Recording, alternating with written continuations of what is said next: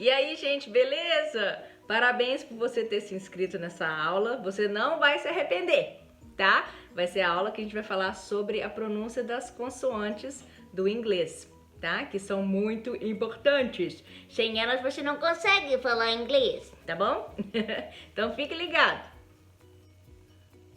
A primeira parte da nossa aula vai ser sobre o alfabeto fonético. Tudo que você precisa é de um travesseiro e um cobertor, porque você vai dormir nessa aula. Tô brincando, gente! Não, a gente não vai falar do alfabeto fonético, por quê? Tem vários vídeos na internet com instruções, como que usa o alfabeto fonético e tal. Acho válido para aquelas pessoas que gostam mesmo de saber a fundo. Mas, gente, você não precisa saber o alfabeto fonético para você aprender a pronúncia do inglês, tá bom? Vamos falar sério, é um saco. Né? Então aqui você vai aprender como as letras são pronunciadas, tá bom? Então toda vez que eu falar em letra, eu tô falando do som da letra, tá bom? Não da letra em si, mas do som da letra. Então a gente vai aprender como são esses sons em inglês, tá bom? Então vamos lá! Então vamos começar do básico, gente. O que é a pronúncia? Pronúncia é como a gente fala as palavras, tá certo? Então a gente tem representação na escrita da palavra e aí o som da palavra vai ser a pronúncia, o jeito que ela soa. E lembrem-se, gente, pronúncia inglesa, pronúncia americana, pronúncia australiana, pronúncia da África do Sul, tem muitas diferenças. Então você tem que escolher uma, tá? Então, por exemplo, vou decidir que eu quero falar inglês com a pronúncia americana, decidi que eu vou usar a pronúncia britânica. Então você tem que ficar com aquela pronúncia ali, tá bom? Quer dizer, também não é assim não, porque hoje em dia tem o World English, né? Que é um inglês mundial, então a pronúncia é o que é.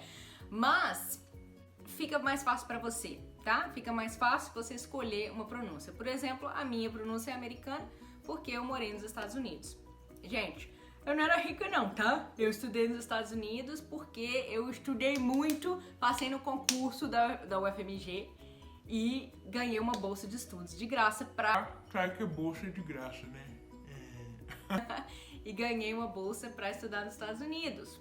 Beijo pro Humberto e pra Juliana, que estiveram comigo lá no Texas, estudando. Vamos lá? Olha logo! Então, nós vamos começar com o B e o P. Então, o P e o B, gente. O B, ele é praticamente igual o nosso B do português, tá? Então, não tem muita coisa a se falar do B. A única coisa é que, quando o B aparece no final das palavras, principalmente depois do M, esse B vai ser o quê? Não vai ter som, tá bom? Ele vai ser mudo. Por exemplo, como na palavra bomb. It's the bomb! Essa expressão em inglês é uma expressão meio antiga. Ela significa que é um grande sucesso. Então é o melhor que tá tendo, tá bom? Então, it's the bomb. Então é bomb, bomb. Outro exemplo do B mudo é a palavra lamb. Lamb, tá? É o carneiro. Carneiro é manso. O carneiro, lamb, ok? Ou cordeiro, né? Cordeiro, lamb, lamb, sem o B no final. Então a gente não fala lamb, lamb, a gente fala lamb. Então, gente, o B era isso, era facinho. Só lembrar que o B, quando estiver no final da palavra e antes dele tiver o M, ele vai ser mudo, tá? Caso contrário, se ele terminar a palavra, mas não tiver M, do ladinho dele, ele vai ser pronunciado, tá bom? Por exemplo, no nome Bob, tá? Bob, que na verdade é Robert, né? Mas o nickname da pessoa é Bob. Outra coisa importante de falar sobre o B, gente, é que tem vezes que ele vai ser mudo, tá? Por exemplo, na palavra debt, tá? Então não é debt, é debt, ok? É isso aí. Agora nós vamos falar, gente, do H, do T e do K, tá? Quer dizer, dos sons dessas letras, porque o som não é a mesma coisa que a letra. Por exemplo, se eu falar P, esse é o é a letra P, certo? Mas o som do P é o quê? Esse é o som. E o som do H, do inglês, certo? O som do T, o som do K, esses são os sons, tá bom? Todas essas letras, elas não vibram, tá? Então, se você colocar a sua mão aqui e fizer,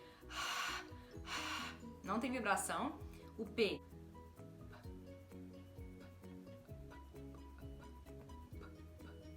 não tem vibração. Aí tem o T,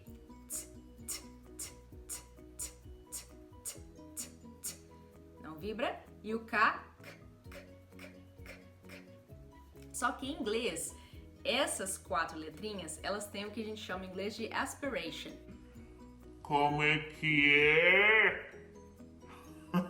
Não se preocupem, gente. Isso significa só que tem uma explosão de ar forçada, tá? Quando a gente fala esse som, quando a gente faz esse som.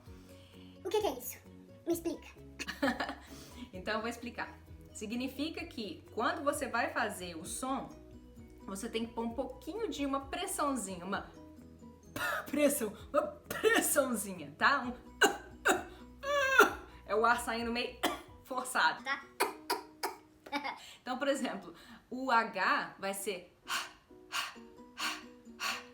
hospital, hot,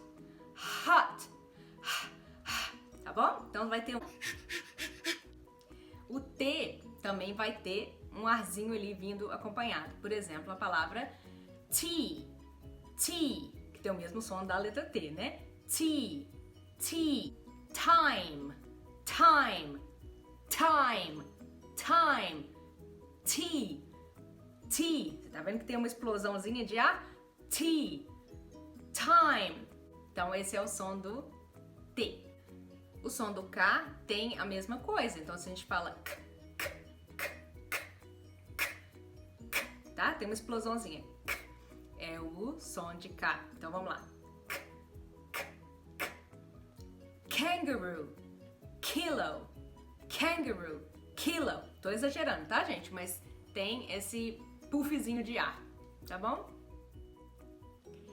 E uma coisa importante da letra K, gente, é se depois do K vem um N, esse K vai ser mudo, tá? Então, na palavra, por exemplo, o verbo know, que é saber ou conhecer, tá? To know someone, conhecer alguém. To know something, saber de alguma coisa, tá? Know, to know. E a palavra knee, ok? Knee. Head, shoulders, knees and toes. Knees, knees and toes. Head, shoulders, knees and toes. Aquela musiquinha de criança. Então tem a palavra knees. Ou one knee, two knees. Knee. Outra palavra, knife. Knife. Tá? Não é knife, é knife. Knife. Então, isso é importante, que o K fica mudo se depois dele vem um N, tá bom? Gente, ainda sobre o som da letra K, o som da letra K também é representado em inglês pelo C, tá bom? Então vão ter palavras que vão estar escrito com C, mas o som é de K, tá bom? Igual o nosso C também do português, né? O nosso C do português também tem o mesmo som, então fica fácil, né? Por exemplo, a palavra, o nome Kátia em português, né? Kátia, certo? E o nome Kelly, né? Que também vem do inglês, com K, também tem o mesmo som. Então, a representação desse som, tanto em português como em inglês, é o K ou o C, certo? Então, no inglês você tem, por exemplo, palavras como cat, right? Tem palavras como carrot,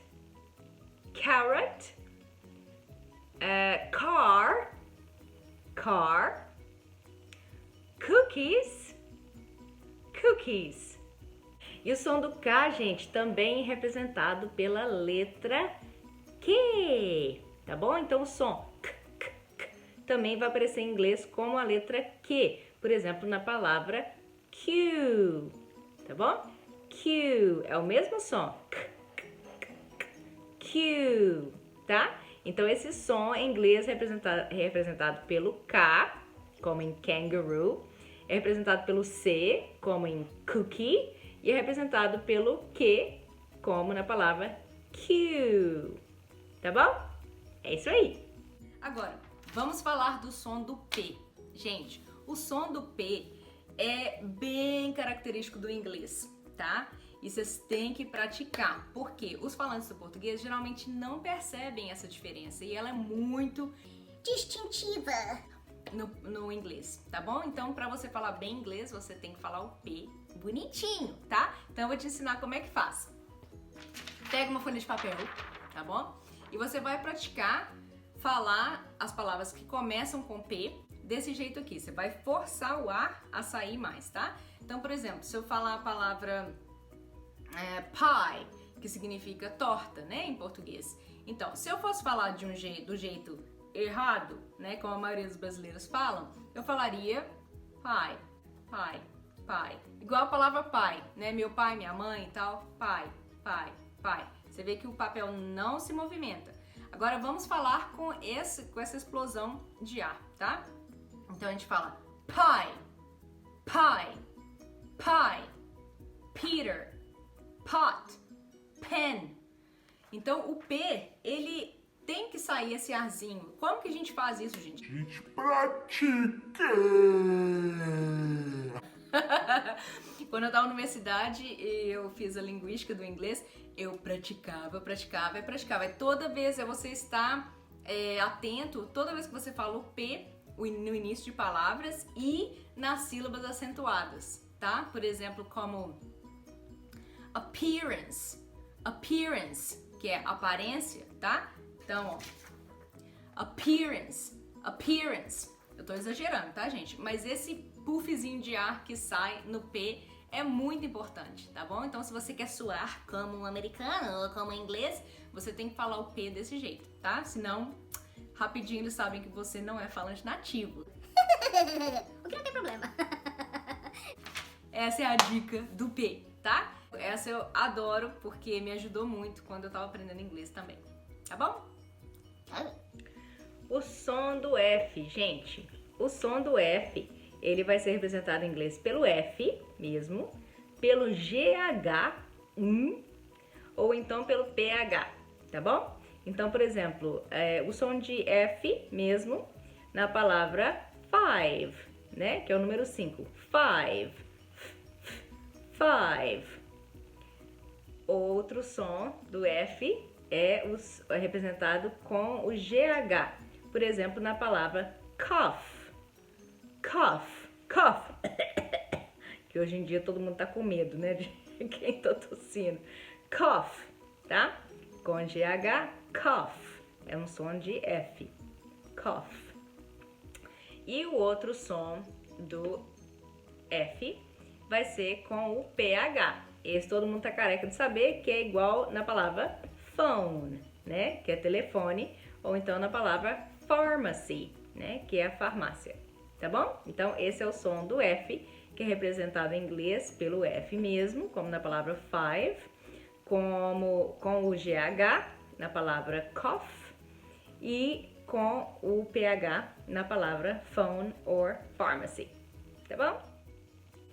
Obrigada, gente, por vocês terem assistido esse vídeo. Se vocês gostaram, compartilhem, dê um like e falem para as pessoas que estão aprendendo inglês também, que eles também vão querer aprender. Viu? A gente se vê na parte 2 desse vídeo semana que vem. Tchau!